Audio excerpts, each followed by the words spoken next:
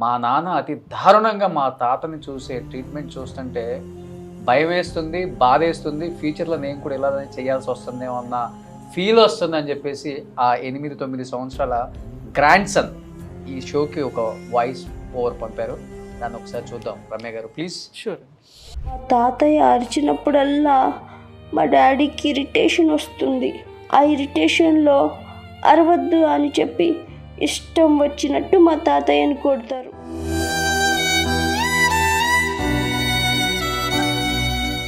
కొట్టిన తర్వాత మా తాతయ్య ఏం మాట్లాడు, ఏడుస్తూ పడుకుంటాడు.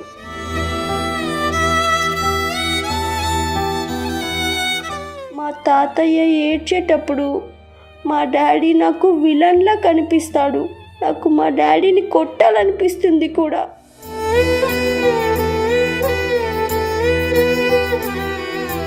మా తాతయ్యని మా డాడీ కొట్టకుండా ఉండాలంటే నేనేం చేయాలి?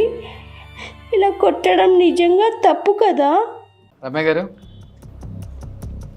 ఎపిసోడ్ కట్ చేయండి సార్.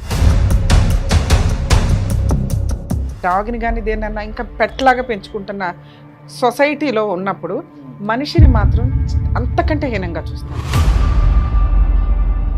కోడలు అలా చేస్తుంటే కొడుకు 4 పీకెరా నీ భార్యకి చెప్పు మామగారిని బాగా చూడమని, లేదా పనులను పెట్టు నీ ఆవిడ చూడకపోతే అనొచ్చు. కొడుకే చూడడానికి ఇంట్రెస్ట్ చూపించకపోతే, ఆయన దగ్గుతుంటే ఆయన అరుస్తుంటే ఈయన అసహించుకుంటూ కొట్టేదాకా మీదకి వెళ్తున్నాడు. అది పిల్లోడు చూస్తున్నాడంటే ఆ పిల్లోడికి నువ్వేం నేర్పిస్తున్నట్లు?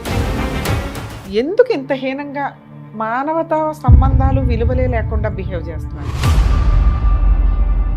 ప్లీజ్ మోరల్స్ ఎథిక్స్తో పిల్లల్ని పెంచండి. పెంచని చేత కాకపోతే మానేయండి. మంచి మార్గంలో నడిపించడానికి నేను సిద్ధంగా ఉన్నాను, రమ్య గారు సిద్ధంగా ఉన్నారు, సుమన్ టీవీ సిద్ధంగా ఉంది. మీరు కూడా సిద్ధంగా ఉన్నారు అనుకుంటే రావచ్చు, స్వచ్ఛందంగా వచ్చి అక్కడ కూర్చోవచ్చు.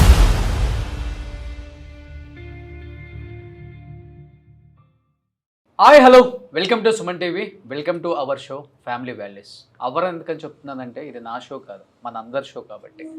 ఎందుకంటే మనకి పూర్వం చెప్పేవాళ్ళు పెద్దవాళ్ళందరూ కూడా, ఆవు వచ్చి చేలో మేస్తే దూడొచ్చి గట్టిని మేస్తుందా అని. అది ఒకప్పుడు. కానీ ఇప్పుడు ఆవు వచ్చి చేలో మేస్తే దూడ కూడా చేలోనే మేస్తుంది. అంటే మనం పిల్లలు. ఎందుకంటే మనం పేరెంట్స్కి వాల్యూ ఇవ్వటం మానేసాం, పేరెంట్స్ని చూసుకోవటం మానేసాం. పేరెంట్స్ ఆరోగ్యం బాగోలేకపోయినా కానీ రేపు వెళ్దాం, ఎల్లుండి వెళ్దాం, నెక్స్ట్ మంత్ వెళ్దాం అని పోస్ట్ పోన్ చేయడం కూడా చూస్తున్నాం. కానీ వాళ్ళ ఆరోగ్యాలు బాగోలేక ఇంట్లో ఒక కేర్ టేకర్ని పెట్టి చేయించే పేరెంట్స్ని అంటే కిడ్స్ని చూస్తున్నాం. వాళ్ళని భారంగా ఫీల్ అయ్యే పిల్లలను కూడా చూస్తున్నాం. కానీ మీరు ఎప్పుడైతే ఇలా చేస్తారో మీ పిల్లల మైండ్లో కూడా అదే పడుతుంది.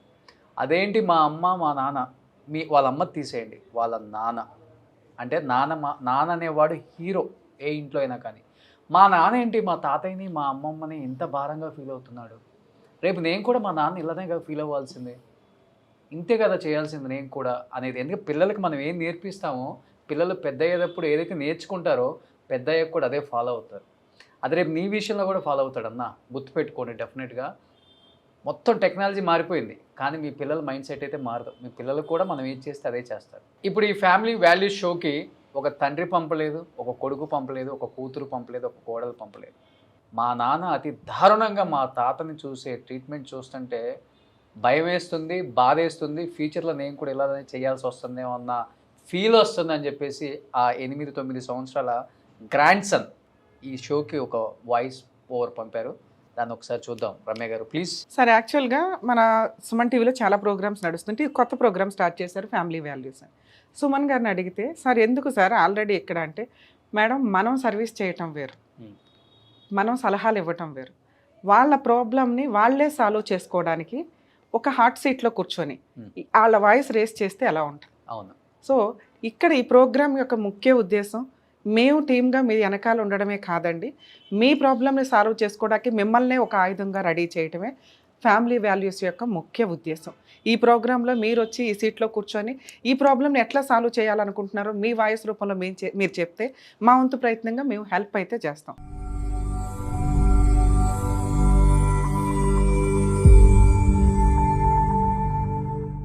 నాకు మా నాన్న అంటే చాలా ఇష్టం. నాకు మా నాన్నే హీరో, కానీ అదే హీరో నా తాతయ్యకి విలన్గా మారిన రోజు నాకేమీ అర్థం కాదు. మా తాతయ్య అంటే నాకు చాలా ఇష్టం. చిన్నప్పుడు ఆయన నాతో కథలు చెప్పేవారు, నన్ను స్కూల్కి తీసుకెళ్ళేవారు. నాకు భయం వచ్చినప్పుడు ఆయనే నాకు ధైర్యం. ఇప్పుడు ఆయనకి హెల్త్ బాగోలేదు, బాడీ మొత్తం పెయిన్స్ అంటుంటారు. ఆ పెయిన్స్ తట్టుకోలేక అప్పుడప్పుడు అరుస్తూ ఉంటారు. మా తాతయ్య అరిచినప్పుడల్లా మా డాడీకి ఇరిటేషన్ వస్తుంది. ఆ ఇరిటేషన్లో అరవద్దు అని చెప్పి ఇష్టం వచ్చినట్టు మా తాతయ్యని కొడతారు. కొట్టిన తర్వాత మా తాతయ్య ఏం మాట్లాడు, ఏడుస్తూ పడుకుంటాడు. ఆయన కళ్ళల్లో నీళ్లు చూస్తే నా గుండె పగిలిపోతుంది. అది చూసినప్పుడల్లా నాకు చాలా బాధేస్తుంది. ఎందుకంటే మా తాతయ్య మా డాడీకి ఫాదర్ కదా. ఒక సన్ తన ఫాదర్ని ఇలా కొట్టడం తప్పు కదా. మా తాతయ్య ఏడ్చేటప్పుడు మా డాడీ నాకు విలన్లా కనిపిస్తాడు. నాకు మా డాడీని కొట్టాలనిపిస్తుంది కూడా, కానీ నేను చిన్నపిల్లని కదా, ఏం చేయాలో నాకు తెలియదు.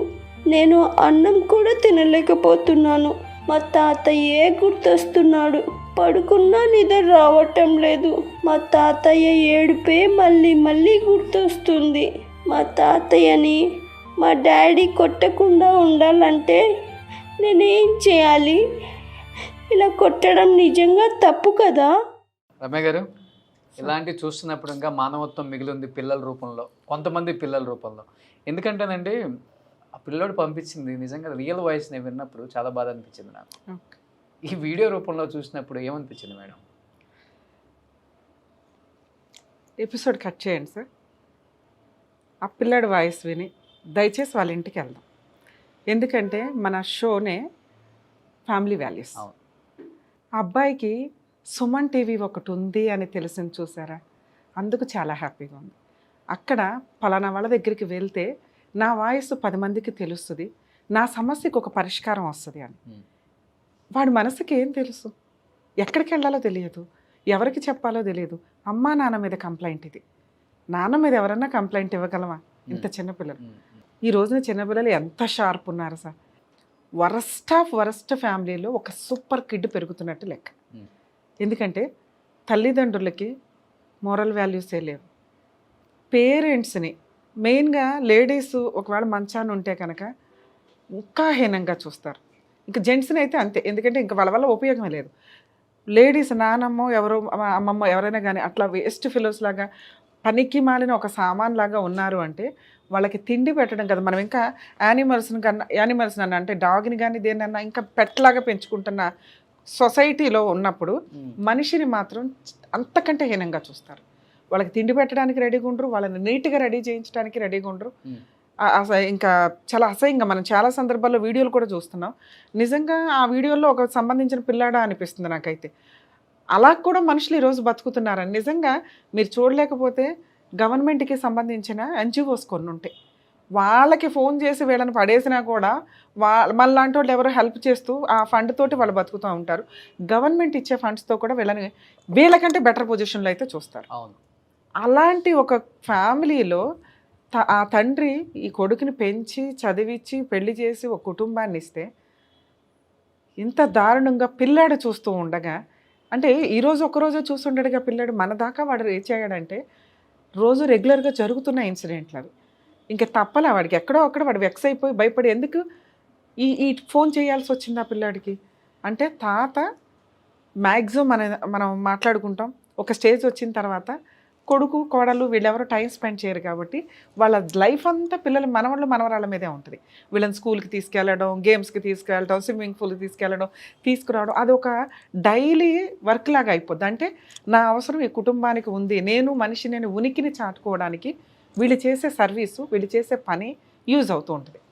ఆ పనితో పాటు బాండింగ్, పిల్లడితో టైం ఎవరు స్పెండ్ చేస్తున్నారు? తాతయ్య స్పెండ్ చేస్తున్నాడు.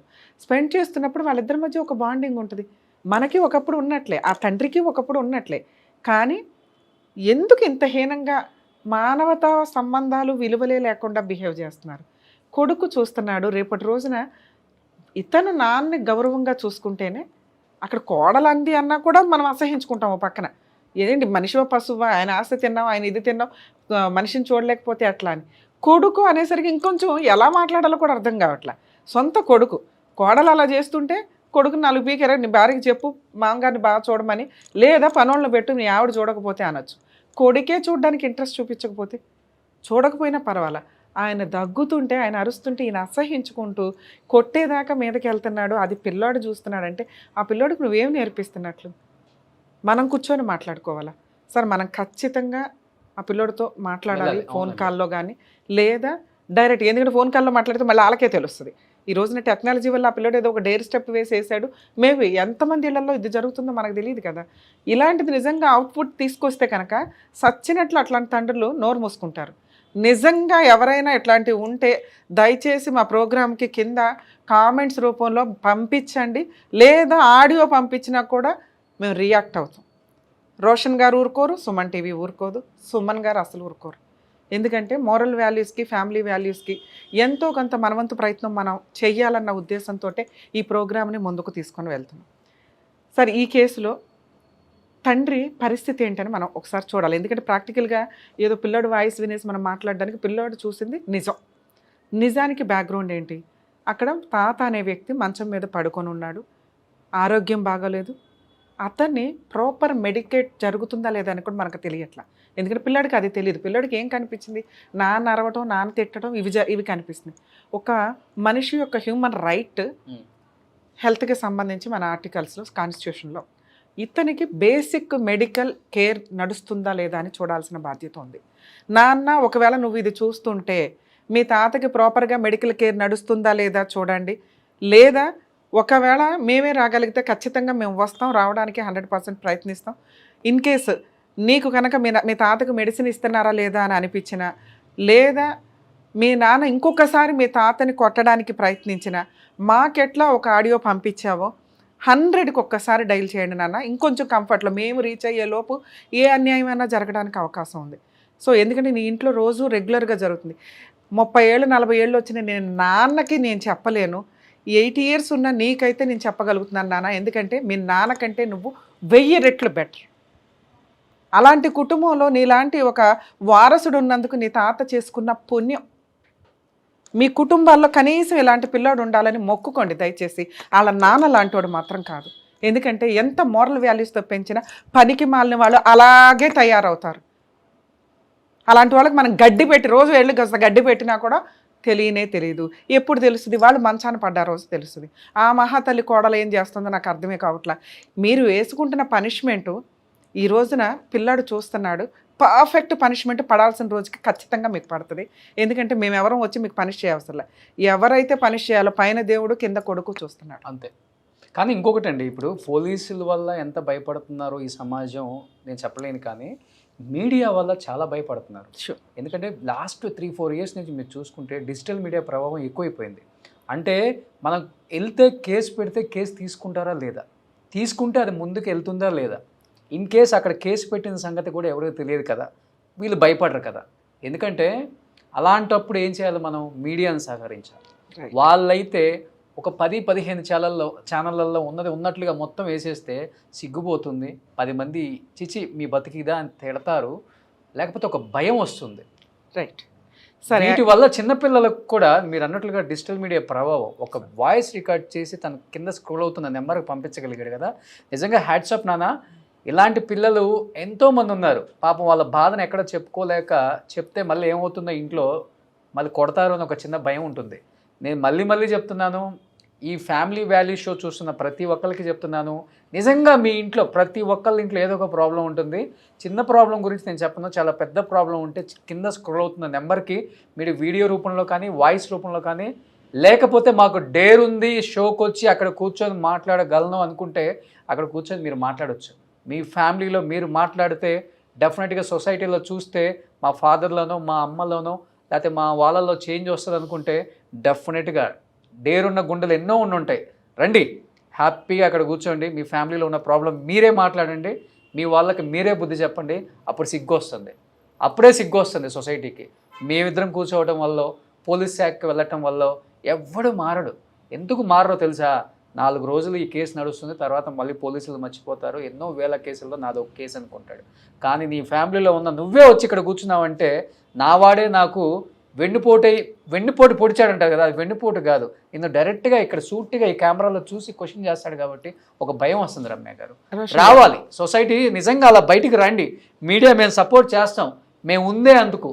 మంచి మార్గంలో నడిపించడానికి నేను సిద్ధంగా ఉన్నాను, రమ్య గారు సిద్ధంగా ఉన్నారు, సుమన్ టీవీ సిద్ధంగా ఉంది. మీరు కూడా సిద్ధంగా ఉన్నారు అనుకుంటే రావచ్చు, స్వచ్ఛందంగా వచ్చి అక్కడ కూర్చోవచ్చు. కింద స్క్రోల్ అవుతున్న నెంబర్కి కాల్ చేయండి, హ్యాపీగా రండి. ఎందుకు చెప్తున్నానంటే దయచేసి ఎవరు కూడా కుటుంబ విలువల్ని చంపమాకండి. చంపి అంటే మీ పిల్లలకు కూడా ఇది నేర్పించే ప్రయత్నం అయితే చెయ్యొద్దు. నిజంగా మీకు చూడకపోతే మేడం చెప్పినట్లు ఎన్నో గవర్నమెంట్కి సంబంధించిన ఎన్జిఓస్ ఉన్నాయి. అమ్మ మా డబ్బు పెట్టాలి, మేము ఇంత స్తోమత ఉందా అనుకునే వాళ్ళకి నేను చెప్తుంది, ప్లీజ్ బంధాల గురించి బాంధవ్యాల గురించి సినిమాలలో చూస్తాం కానీ దాన్ని ఫాలో అవ్వం. ఫస్ట్ ఆఫ్ ఆల్ బంధాలు అయితే కిల్ చేయొద్దు ప్లీజ్. మోరల్స్ ఎథిక్స్తో పిల్లల్ని పెంచండి, చేతకపోతే మానేయండి. పిల్లల్ని పెంచేటప్పుడు 100 సార్లు ఆలోచించండి. ఒక మొక్క పిచ్చి మొక్క నాటుతున్నామా, 10 మందికి ఉపయోగపడే మొక్క నాటుతున్నామా అనేది బేసిక్ ఆలోచన లేకపోతే అదే ముళ్ళ కంచె మిమ్మల్ని గుచ్చుకుంటుంది. ఆ తండ్రి తస్మాత్ జాగ్రత్త. థ్యాంక్ యూ రమ్య గారు, థ్యాంక్ యూ సో మచ్ అండి.